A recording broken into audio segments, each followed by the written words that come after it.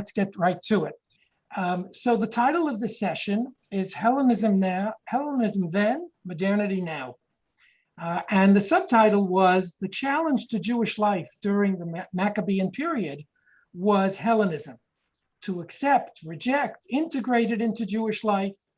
And as moderns living in the Western world, we too have faced and continue to face the dilemma of how much will I be Jewish? How much will I be modern/Western? And our session will focus today on how Jews became full citizens in the West and how they created different responses to modernity. So Jews are, of course, a minority culture, even in our own land, whether in ancient times or in contemporary times. We've always been surrounded by other nations that have different values, and that has always been a challenge to us. Not only in Egypt when we were slaves, but even when Yoshua conquers Eretz Canaan or Eretz Israel, the influence of others has always been something of a challenge, maybe at times a blessing to the Jewish people. And figuring out, how much we take in, how much we do not take in, is one of the ways in which to understand Jewish life in the ancient period, in the medieval period, and in our contemporary period as well. The prophetic messages against idolatry are evidence of the challenge as we see it in biblical times. But I want to move to Hellenism. And I'm sorry that it's a little less professional than when I had arranged it. This is a depiction of Alexander the Great. It's a mosaic. We don't really know what he looks like, but he died a pretty young man in his 30s. Alexander the Great conquers a tremendous amount of the Mediterranean and the Middle East, all the way to India. And with it came the spread of Greek language and Greek culture all across the Middle East and the Mediterranean. And it wasn't necessarily imposed. It was simply brought, and people found it very attractive. So the Hanukkah story, which revolves around one of the Antiochuses, Antiochus Epiphanes, as he's sometimes called, is actually not only about the Jewish people fighting for political independence and religious freedom. By the way, I think it's one of the ways in which Americans in particular relate. Americans, not only Jews, but non-Jews, relate to Hanukkah as a fight for political independence and religious freedom. Those are things that are, very important in American culture and American history. But also, it was really a civil war. I would even say this might even be called a dirty little secret amongst our people, that Hanukkah is not only about fighting foreigners. Hanukkah is about a civil war, a war of culture. And the question is, how much of Greek culture do we include in our lives? The radical Hellenizers really went over fully, whether it's installing an idol in the Beit Mikdash, or I'd like to know how many of you read James Michener's The Source, which I think was a book that in the age group of myself and most of the people in this class, I imagine was a popular book. Yep. There's a very memorable chapter about this Hellenistic period in Eretz Israel, and there's even a story told, and such things happened, about a Jewish athlete, and the athletic events were held in the nude, and he actually had his scar from his Brit Milah surgically removed. It's a fictional book, but it actually, these things did occur. So there were radical Hellenizers among the Jews who went, full force over to Greek culture. And then, of course, there was the opposite camp. Bless you. The Hasidim, who preferred to die and die al Kiddush Hashem rather than violate Jewish law, and the Maccabees, who fought back and didn't take a passive approach. They were willing to die, but they fought in order to protect Jewish culture, not just about, again, it wasn't just about political independence and religious freedom, but to protect Jewish life from Greek influence. And then, of course, there are what we might call the moderate Hellenizers. So there must have been moderate Hellenizers. We hear less about them, who perhaps learned Greek language and used Greek language, but perhaps avoided violations of halakha. And of course, the Hellenizers were mostly in the cities, and the opponents to Hellenization were mostly located in the countryside. By the way, not so different than the urban-rural breakdown that we see politically in America and in other places today, where the urban group tends to be more progressive and more modern, and the countryside, the rural areas, tend to be more conservative. And this was true, I think, in the Maccabean period as well. And every Jewish holiday has multiple themes, Hanukkah being no exception. And we mentioned national independence. I'm always moved when I pass by the Knesset building in Israel during Hanukkah, where they have a large menorah. We have many, many large menorahs on public buildings here, not only by Chabad, but by the municipality and by the government. And there's a beautiful menorah on top of the Knesset building that says under it, Bayamim Ahem Basman Hazeh. To me, you don't have to say too much more. So the political independence is definitely part of the story, and the religious freedom is part of the story. And I think the civil war is part of the story, and the question that it raises for us, that we should be asking ourselves at this time of year, just as we, on Rosh Hashanah, Yom Kippur, during Elul, we come back to the question of tshuva, and on Pesach, we come back to the question of liberation, and on Shavuot, we come back to the question of accepting the Torah. So I think Hanukkah time is a time for us to come back to this question, which is, how much of my life is Jewish? How much of my life is Western or modern? How does my education reflect this balance? How do my daily and weekly activities reflect the balance that I'm looking for? The question wasn't so relevant in medieval Ashkenaz, which was relatively insulated. It was more relevant for the Jews during the Golden Age in Spain, from about 950 to about 1100, 1150, where they were very much influenced by secular Muslim society, mostly Muslim society, in a more open society than Ashkenazic Jewry in the same period. But beginning in the 18th century, we are going to find that, okay, let me come back to the screen sharing.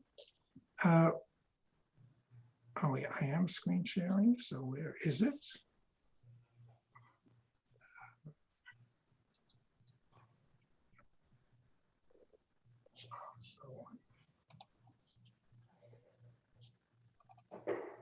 Yeah.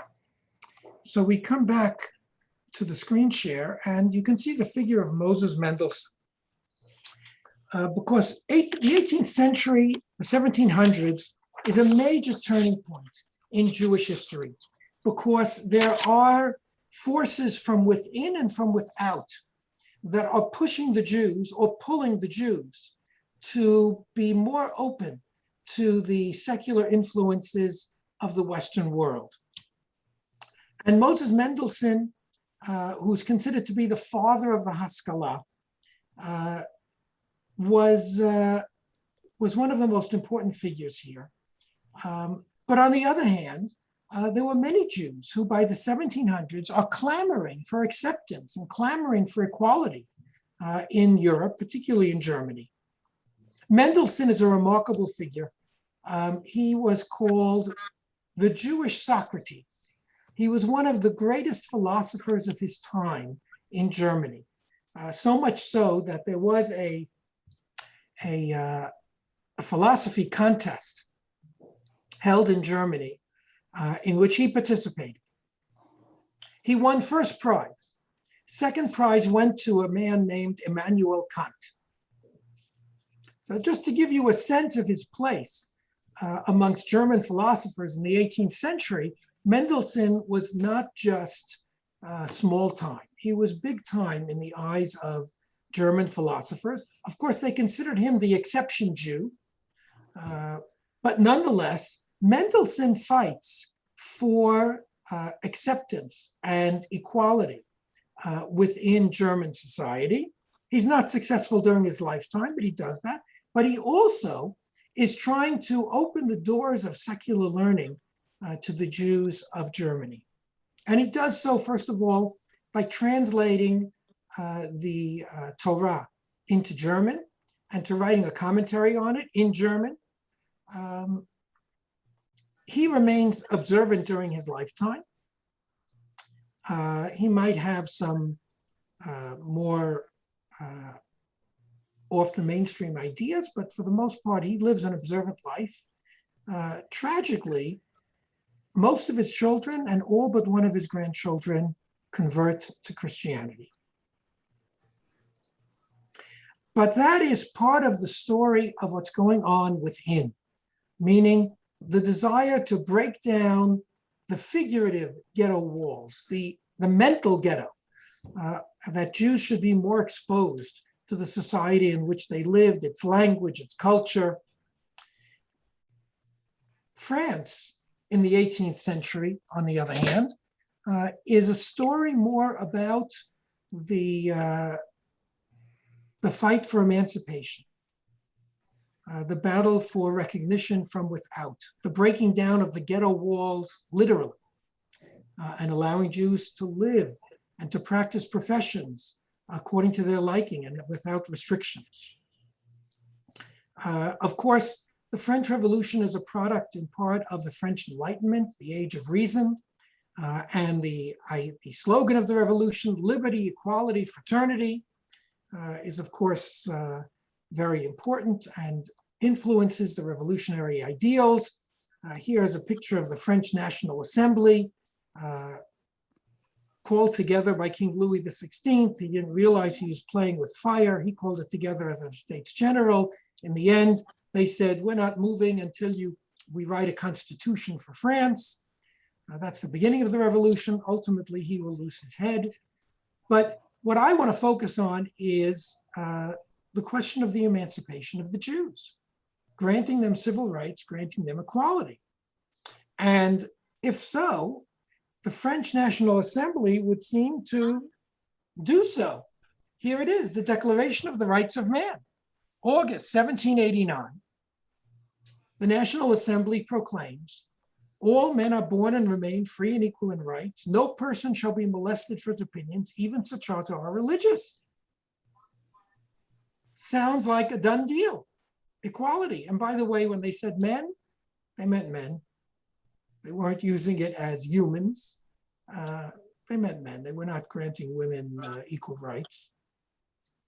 But nonetheless, for Jewish men at least, or for the Jewish people, it would mean having equality as much as anybody else had equality.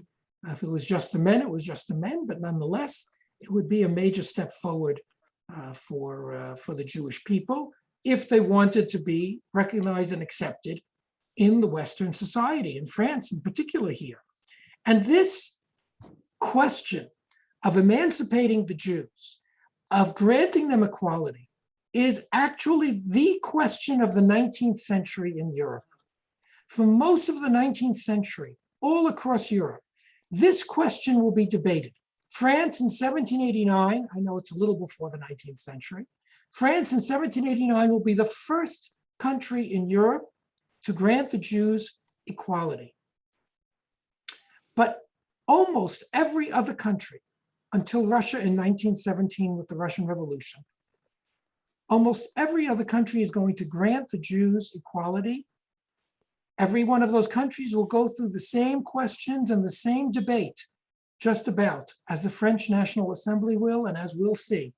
And so I just want you to have that in mind, that if you're a Jew living in Europe in the 19th century, you're either fighting for equality or just received equality and trying to prove you're worthy of equality. And here's the debate. The Count of Clermont-Tonnerre is a liberal thinker. He is in favor of granting the Jews equality. I mean, you would think that they were granted equality by the Declaration of the Rights of Man, but apparently not so. Apparently, all men was interpreted by some to mean all Christians. I mean, they couldn't mean the Jews. Are the Jews really men? Just as women aren't men. Could the Jews be considered men like Christians? And so there was opposition. And so despite the fact that the declaration had been given, Jews were not being treated as equals in France. And so there's a debate in the National Assembly. And the Count of Clermont-Tonnerre says, leave men's conscience free. That sentiments or thoughts guided in one manner or another toward the heavens will not be crimes that society punishes by the loss of social rights. Meaning, if a Jew believes in Judaism, you can't punish him. You can't tell him he can't live where he wants. You can't tell him he can't go to a university. You can't tell him he can't hold a government job. Or else, he says, create a national religion and tear up your Declaration of Rights. If there's equality, it has to include the Jews. This is the Count of Clermont-Tonnerre, a liberal, an advocate of emancipation. But in the very same speech, this liberal Count of Clermont-Tonnerre is going to say the following. The Jews should be denied everything as a nation, but granted everything as individuals. There cannot be one nation within another nation. The existence of a nation within a nation is unacceptable to our country. So I want to ask you, what does that mean? The Jews should be denied everything as a nation, but granted everything as individuals. There cannot be one nation within another nation. The existence of a nation within a nation is unacceptable to our country. What do you think that means?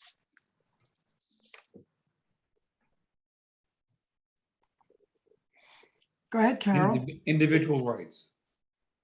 Yes, Robert, individual rights. But what does it mean that versus the community, that the Jewish community shouldn't be a separate entity, a legalistic entity. Okay. Taxes shouldn't be assessed against the Jewish community. Rights shouldn't be given to the Jewish community. They should be given to individuals, as well as the obligations of society. Okay. Carol? What about? Right, I was going to say something similar, that it seems to allow Jews to practice Judaism, but just be limiting them in these communal, institutional ways. Mm-hmm. Okay. So what about davening together and coming together as a congregation?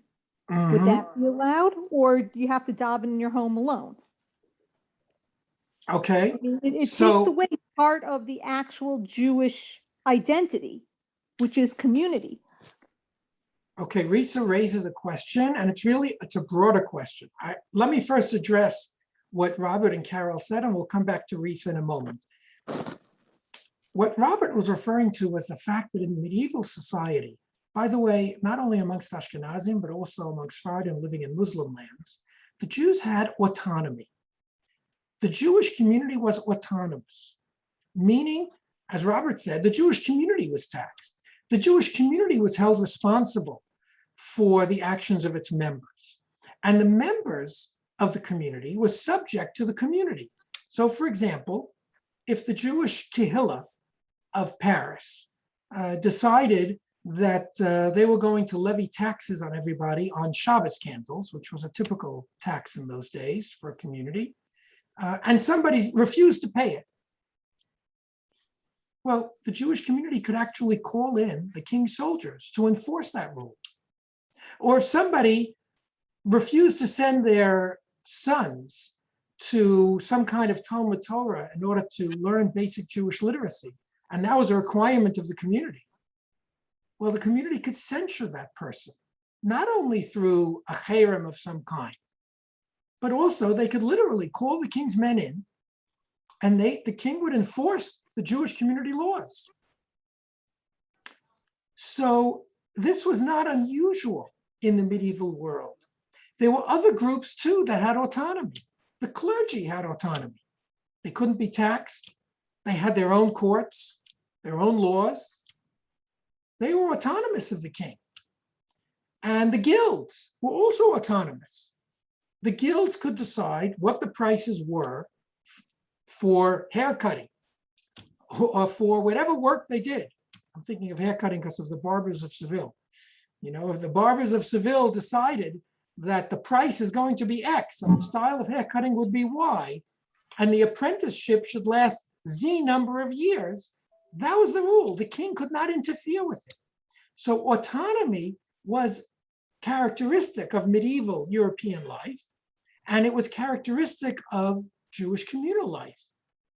This had advantages, maybe disadvantages too. That comes to an end with the French Revolution. That comes to an end with emancipation. Whatever participation Jews want to have with community is going to be totally voluntary. And everyone, Jews, the clergy, the guilds, are going to be subject to the state as individuals. Well, you can see in this a great modern invention. You could also see in it the seeds of totalitarianism. However you'd like to view it, that was the reality. Emancipation was going to mean the end of autonomy, the end of communal autonomy. But now I want to come back to Risa's question, because Risa is asking another question. What does it mean to be a separate nation within a nation? Does it mean we can't daven together? We can't come together as a congregation? I actually think not. I don't think that's what they meant, but it's really not clear what it means to be a separate nation within another nation. For example, what about speaking Yiddish? 3/4 of French Jews at the time were Ashkenazim, who came from southeastern France, the areas of Alsace and Lorraine. They were Yiddish speaking. Does that make you a separate nation? What about dress?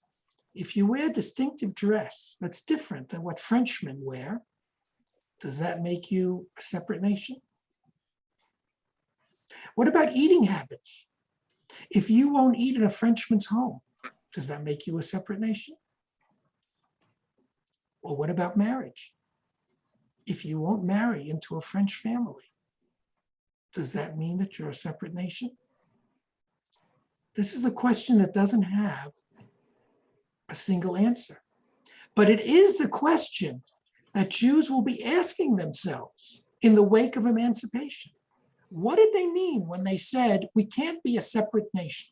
We can't be a nation within another nation.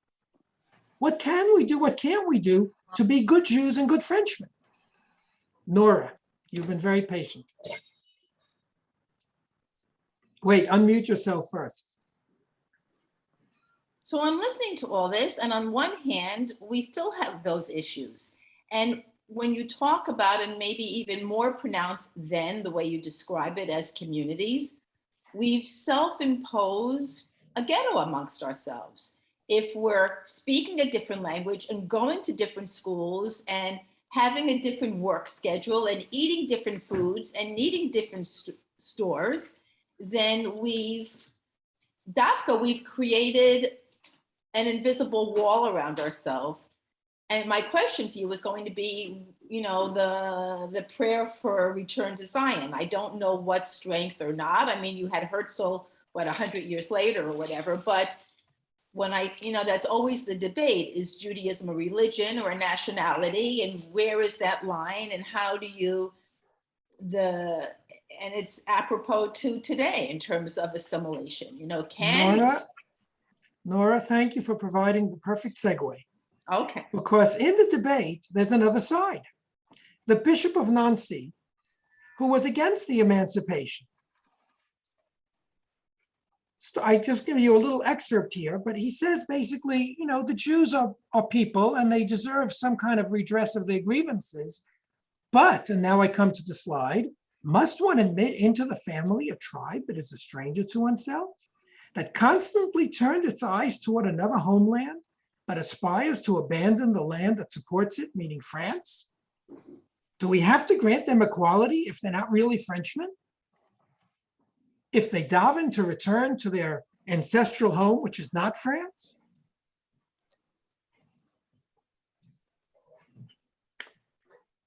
So ultimately, interestingly enough, the National Assembly decides to grant emancipation to the Sephardim who lived in Bordeaux and the Jews of Avignon. They tended to be much more modernized, much more secularized. They didn't speak Yiddish, which was another language. And by the way, for the French, Yiddish has a especially bad feel because it's essentially German, and Germany is their traditional enemy. So they first they emancipate these Sephardim. It takes 2 more years. Only in 1791 do they emancipate 3/4 or 2/3, I'm sorry, about 2/3 of French Jewry, that is the Ashkenazim. And one of those Ashkenazim, a well-to-do Jewish merchant, Ber Isaac Ber, writes the following in response to the emancipation. And this, I think, is indicative of the response of many Jews to emancipation. At length, the day has come when the veil by which we were kept in a state of humiliation is rent. We recover those rights which have been taken from us more than 18 centuries ago. We are Frenchmen. By the way, you notice he conflates 2 things. The current emancipation with what happened 18 centuries before? The destruction of the temple, the loss of Jewish independence.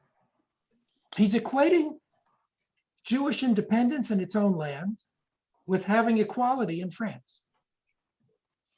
Okay? And he goes on to say, he's talking to the Jews, I cannot too often repeat to you how absolutely necessary it is for us to divest ourselves entirely of that narrow spirit of corporation and congregation and all civil and political matters not immediately connected with our spiritual laws. Meaning, Risa, we can daven together, but that's about it. You know, we can have a community, but not when it comes to anything civil or political, only in spiritual matters. We must absolutely appear as Frenchmen to deserve their esteem and friendship. Let us avoid grasping at our rights. He advises the Jews, I didn't give you all of the text, not to run, to take advantage of all their rights and to become leaders in French society, but to be a little restrained. French ought to be the Jews' mother tongue. And he writes about how sad it is that even when Jews try to learn French, the Yiddish-speaking ones, they often have a German accent. You know, the French are often very sensitive about people who speak French without a French accent, without a proper accent, and especially a German accent was not good. So Ber Isaac Ber reflects that element of Jewish society, I would say the mainstream of European Jewish society, that wants to integrate and that wants to remain Jews and remain observant Jews even perhaps, but to be Frenchmen, to be Germans, to be British, to be English, wherever they happen to live. And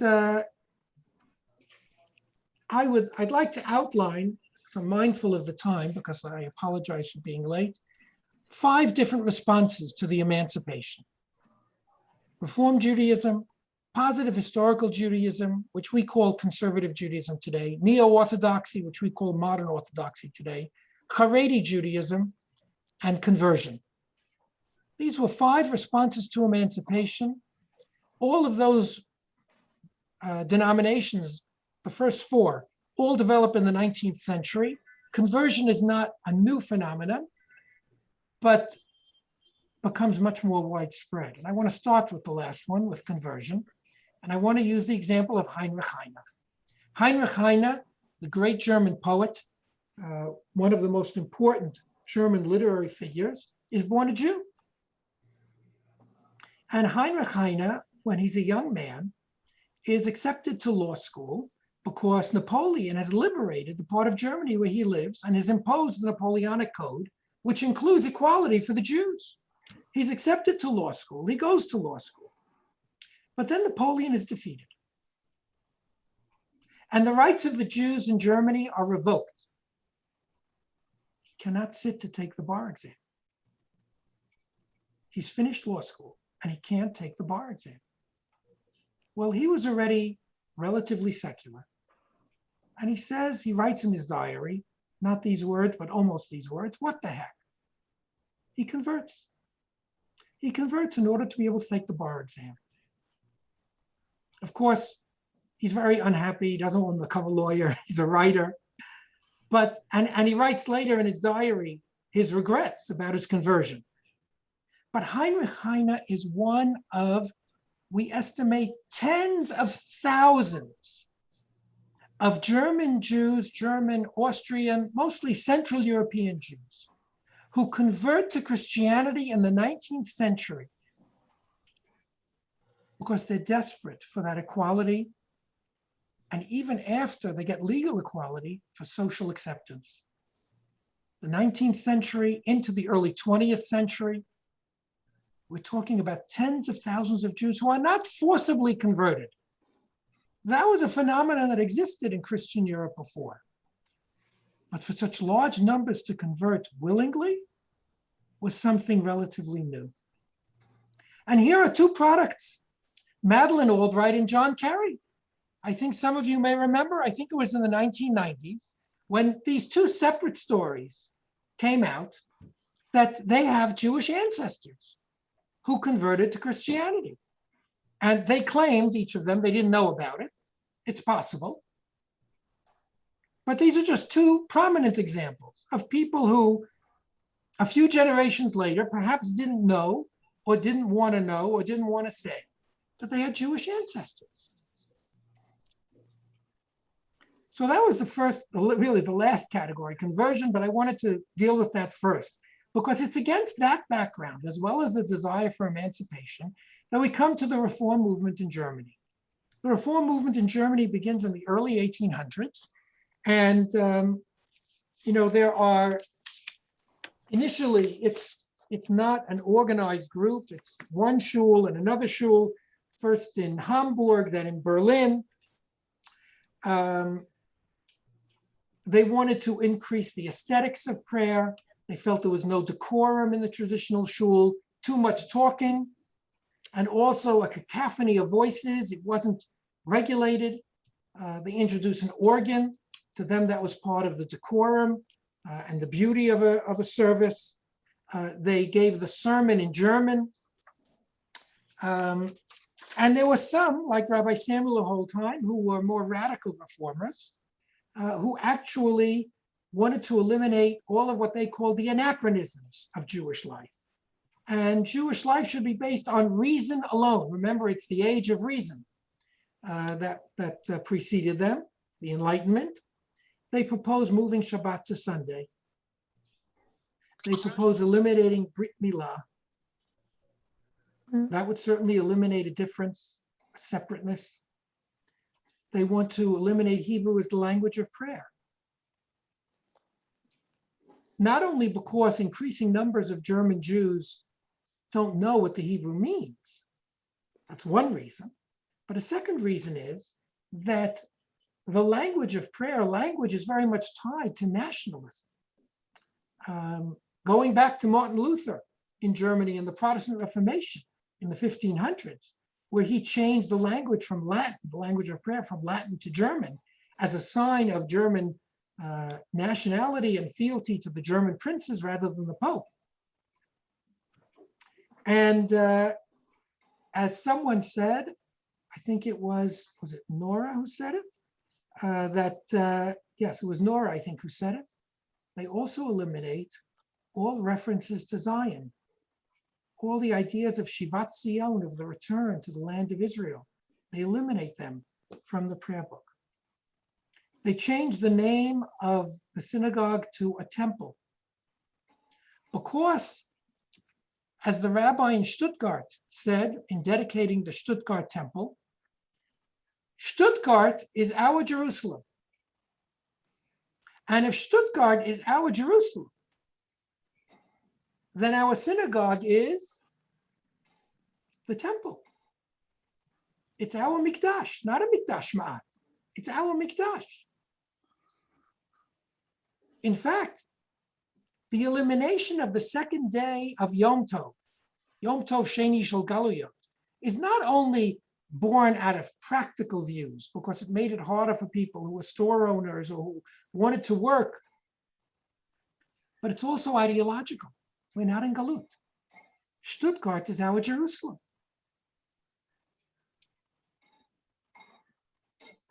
They called themselves Germans of the Mosaic faith. They didn't like the name Jew so much. Jew had a negative connotation. And they want to make sure that everybody knows they're Germans first. There are Germans of the Catholic faith. There are Germans of the Protestant faith. We are Germans of the Jewish faith, except they call it Mosaic.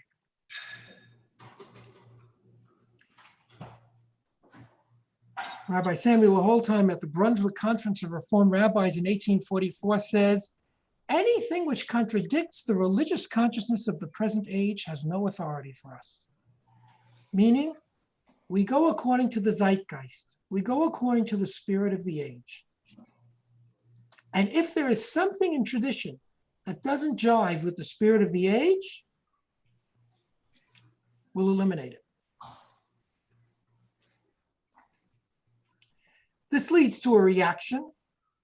There were more moderate reformers, led by Zachariah Frankel, who have a different view, who want to reform, but not to such an extreme.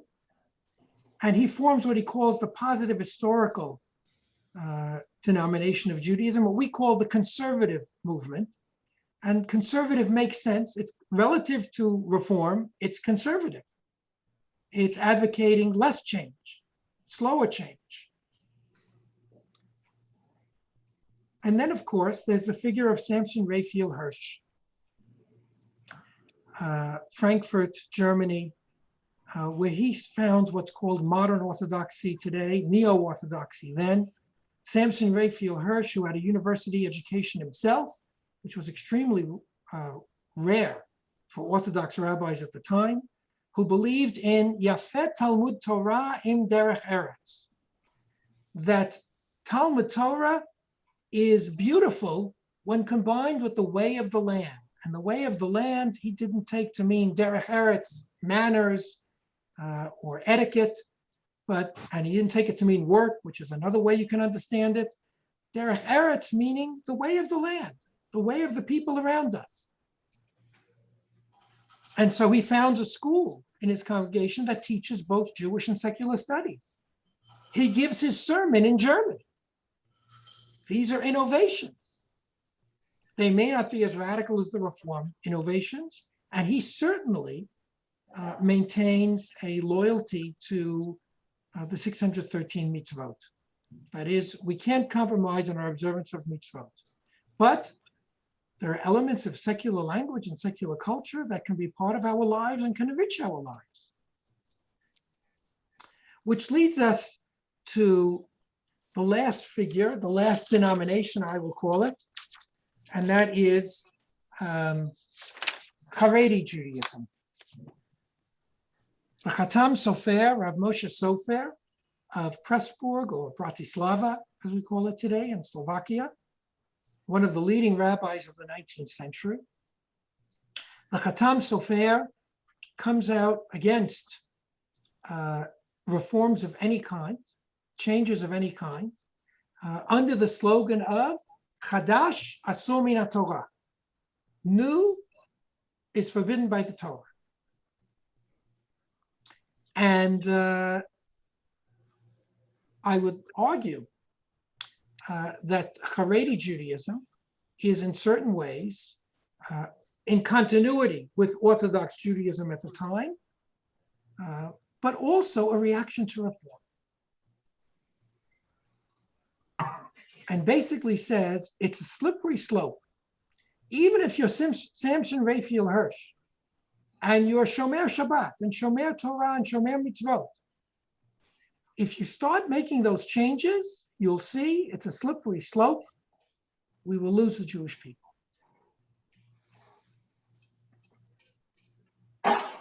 Nora, I see you have your hand up. Very quick question. What role did Yiddish or having that second language on the street have for Hirsch? Do you know? Yes, Okay. yes, he was not a Yiddishist. He thought the Jews should be using the German language. Of course, Hebrew too. Hebrew as a sacred language. On the streets. So on the street, use the language of the people on the street. But on the other hand, when it comes to learning, when it comes to davening, everybody has to know Hebrew in order to be a literate Jew. By the way, he included women in his schools. You know, Sarah Schneer was a great heroine, did many wonderful things, but don't believe it when somebody tells you there was no Jewish education for women until Sarah Schneer. Rav Shimshon Raphael Hirsch had women in his schools decades before Sarah Schneer was born. And Sarah Schneer got her inspiration to have schools for Jewish women when she fled to Vienna in the First World War and encountered the disciples of Samson Raphael Hirsch, who were Orthodox and were teaching women in schools. So, yes, any other questions? And then I will conclude because I know I've run over. Risa, can we see you? No, I'm not dressed. Okay. No. Okay, Risa, go ahead. Okay, so while this is going on in France and Germany, and Yes. there's more of an enlightenment and everything, we still have areas that were very Jewish populated. Poland, for Yes. example. Yes. And you know I had that special connection to Poland. How were those Jews seen by other Jews? They must have been considered lower on the socioeconomic scale, lower on the education scale. So it really created a divide within the Jewish nation itself. So can you address that a little bit? Sure. First of all, eventually the Jews of Poland are going to be influenced by these trends as well, just a little bit later. Most of the ideas and trends in European history move from west to east. And modernization and secularization in the general world and in the Jewish world also move pretty much from west to east. So that, as anyone who came to Poland with me, I hope remembers, by the early 20th century, many Polish Jews are moving away from religious observance, particularly the young people. So it'll affect them as well. But I think the best example of it is American Jews. You know, the vast majority of American Jews came to the States in the late 19th and early 20th centuries. About 2 million Jews come from Eastern Europe. And when they come, they're met by a mostly German Jewish community. A German Jewish community that on the one hand tries to help them. On the other hand, wants to make them as American as possible, as quickly as possible. Do you need to talk now? So that I think is, you know, an example of what you were talking about. I'm sorry that I started late and I'm running over. I'm finishing now with this following conclusion. What? Carol, are you trying to speak? You're muted. Bet. Can we take a poll of how many people can stay? And if some have to go, they'll go, but you'll continue. No, first of all, I don't want to impose on people because everybody's time is precious. Second of all, I've moved a little more quickly than I would have already. So here's my conclusion is this. My hope is that this wasn't just a lesson in Jewish history. If it was, dayenu. It's good for us to know the history of our people, the good, the bad, the ugly. But also what I hope this is in preparation for Hanukkah, is a spur to some self-reflection. A self-reflection about the questions that loomed so large during the Maccabean period, and that loomed so large in the period of the Emancipation in the 19th century. Whoever has background noise, please mute yourself. And those questions are questions like, how much of my life, my education, my leisure time is given over to Jewish things? How much of it is given over to non-Jewish Western/modern things? And with that, I'd like to wish us all a joyous, healthy, and meaningful Hanukkah. And thank you very much for your time. I mean, Thank you. Chag Can I Sameach. just ask clarification? David, thank you. Were Jews Good to in see you. Germany speaking Yiddish? I thought German Jews didn't speak Yiddish. No, no, no, I said the opposite. The question about Hirsch, like the Right, acceptance of Yiddish, they weren't speaking Yiddish, Jews in Germany, no. at all. So it wasn't an They issue. did earlier, Oh, in medieval but times. by the 19th century, German Jews, for the most part, have abandoned Yiddish and are speaking German, even Samson Raphael Hirsch and his community. Okay, thank you very much. I want to thank Dr. Bernstein for always sharing his insights and his wisdom with us. It feels like every few months we have him as part of one of our speakers, because that's what we think of David. And so we really thank you today. We wish you a happy Hanukkah, and to everybody else a happy Hanukkah as well. I guess I don't know if you have a few moments you could stay on if people have questions, but I we will. want to